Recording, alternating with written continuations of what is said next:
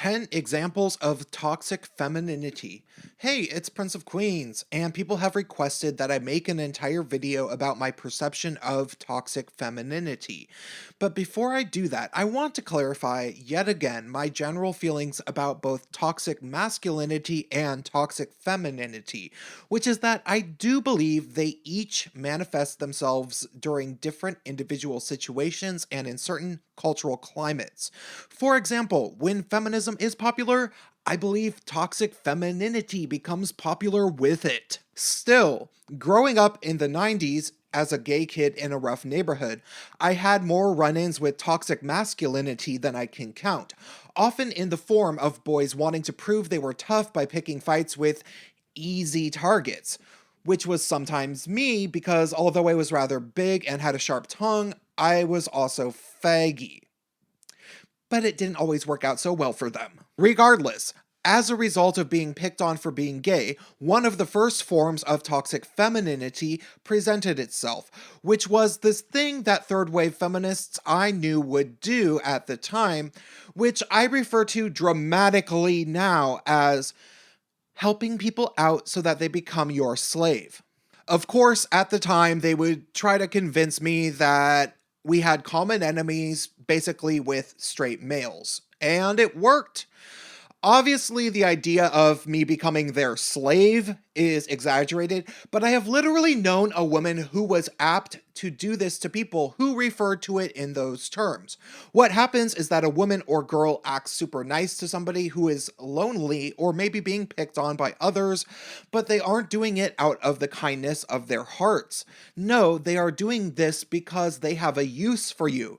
And the second you stop being useful, they'll throw you out, like the New York Times. A lot of third wave feminists pretended to be my friend when I was in high school, but a lot of them simply wanted me to join their activist group or something so that they had more people. If anybody has seen the absolutely wonderful movie Princess Mononoke, the antagonist of the story pretty accurately represents a powerful and dangerous feminist. Lady Hibichi rose to power by finding brothel women and putting them to work, as well as saving lepers that nobody would touch. But these people all became her army. The second form of toxic femininity that I'm sure people have already guessed is simple lying. Why do women lie? Because people lie. Why might women potentially lie more often than men? Because they can get away with it better. If I've said it once, I've said it 1,000 times. Women instinctually look out for the safety of other women. And men instinctually look out for the safety of women too. Funny how that works out for men. That said, if a woman ever has a problem with a guy, all she has to do is lie about him and she can drastically mess with him or even ruin his life. And he'll be practically defenseless. And women are all at least subconsciously aware that they have this power. But the ones who abuse this power, who happen to also usually be feminists, will fight to the bitter end to defend this power, creating elaborate fairy tales about how women supposedly basically never lie. We all know by now that a woman can say that a man raped her if she wants to be particularly heinous, and we all know that false rape allegations have been on the rise in recent history, coinciding with the rise of fourth wave feminism, but even more so, women can say that a man threatened her, and it can be entirely a fabrication, but the masses will almost automatically side with the woman. Anita Sarkeesian made hundreds of thousands of dollars exaggerating or maybe even completely fabricating supposed threats, and if you try to merely tell people about this, they'll think you are a misogynist, even if you are a gay man or a woman. Seriously, try it for yourself. Please do research and inform people about Anita Sarkeesian's lies. That said, if a man is accused of threatening a woman, what options does he have? Ask Gregory Allen Elliott what happened when Stephanie Guthrie lied about him in Toronto. Fortunately, over the past few years, the internet has revealed that feminists lie about being threatened all the time.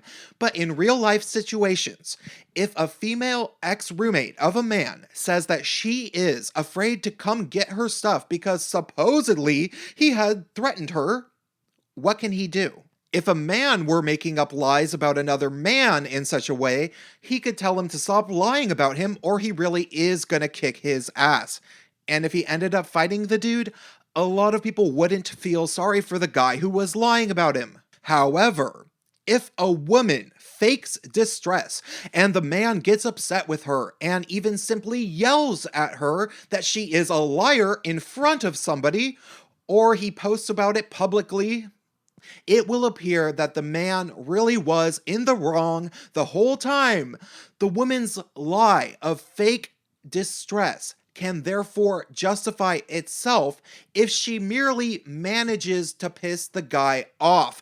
And again, almost every woman is aware of her power over men in that way. Those who exploit it and those who knowingly enable other women to get away with lying are exhibiting toxic femininity. The third form of toxic femininity is blatant conflict instigation between men. When I thought of this one, I was thinking of the type of thing that you can find in videos where a woman is trying to throw punches or slap a guy because other guys are around, hoping that somehow her boyfriend will end up fighting the guy. A man obviously cannot get away with physically assaulting another man without getting punched, so this is toxic femininity and we've all seen it. I'll move on. The fourth form of toxic femininity is being a tattletale. Again, you've all seen this, and it isn't entirely confined to women and girls, but it tends to be more common in females, and we all know it. When young boys tattle on other boys after they do something to them, they are often told to be a man and not to tattle, but little girls can sometimes become teachers' pets by telling on boys. I remember this very clearly from being a little boy. You see, females that exhibit toxic femininity are generally authoritarians because their powers over others only work if people are compliant to the various forms of manipulation that they exhibit. Men can do crappy aggressive type of things all by themselves and be considered toxically masculine, but the things specific to women and girls almost unanimously depend on others catering to their wishes. And I think that the behavior is learned from girls by being tattletales in most instances. Not only can girls seek vengeance on people by getting them in trouble, but they can often be praised for it by the authority figure that they tattle to.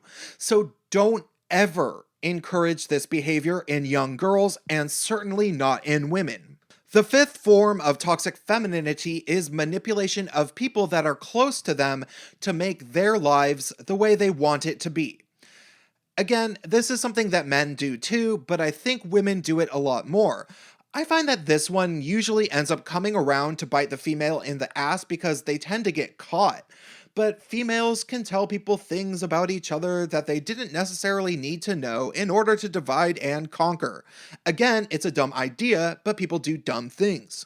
Also, a lot of feminists especially get really into this thing called gaslighting, which is the art of dishonestly talking about conflicts that happened in the past and telling the other person it was their fault, trying to revise history and make them believe that they were at fault when they probably weren't.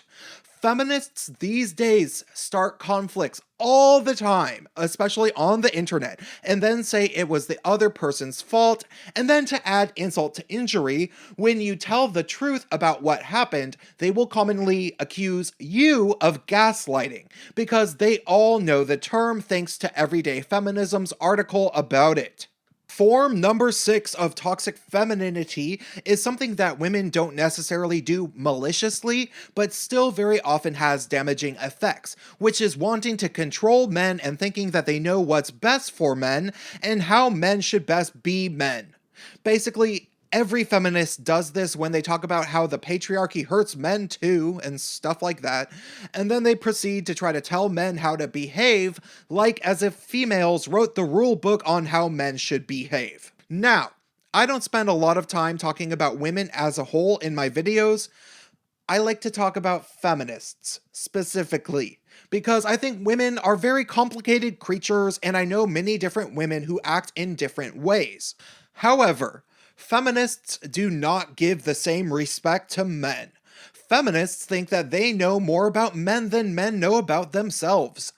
Feminism is basically predicated on this idea, but I don't think this behavior is ultimately just confined to feminists. Truthfully, there's probably plenty of women who nag their husbands, trying to get him to spend less time at work, when really, if he wasn't cashing in on overtime hours, they'd end up homeless.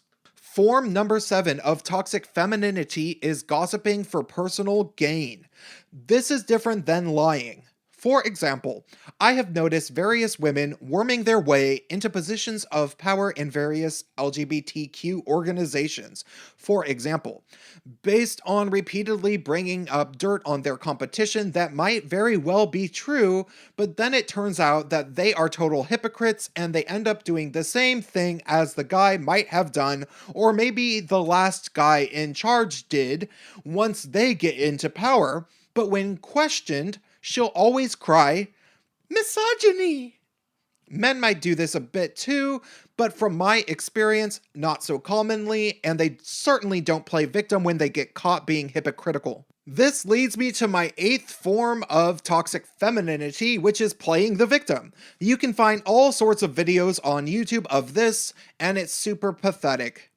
It's awesome though that we have phone cameras now so we can catch women in the act of doing this more commonly. The 9th form of toxic femininity is just a lack of loyalty to people, even towards their good friends, based on selfishness.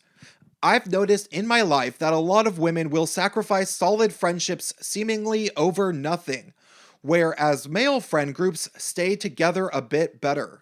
What's interesting, though, is that feminists will sometimes refer to the male friend group loyalty as toxic masculinity itself, because supposedly, guys cover for each other when they do bad stuff, and therefore it enables bad pack mentality type behaviors.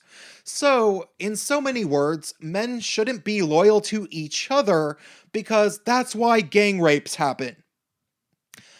Calm down, feminists. Loyalty can be good too. The 10th and final form of toxic femininity is something that I almost didn't put on the list, which I have noticed a lot more commonly with women and girls than with males, which is that they pick favorites and it clouds their judgment.